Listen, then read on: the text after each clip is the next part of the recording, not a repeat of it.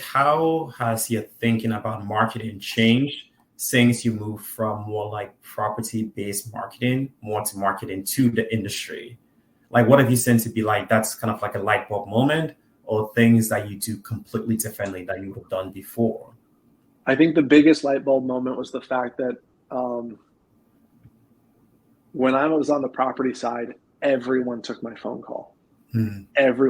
They answered my phone call like at any point in the day. If it was a weekend, if it was an evening, like if I had a question, I could call, text, or whatever, and it was quick response times.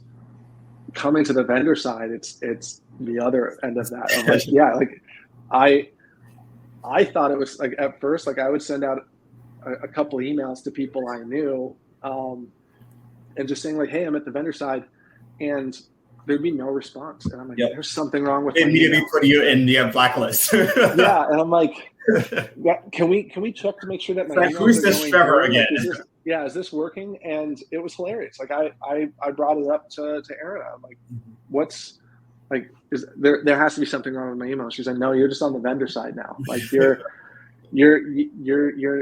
selling things. And the light bulb clicked for me where I'm like, I don't want people to ever see me as transactional.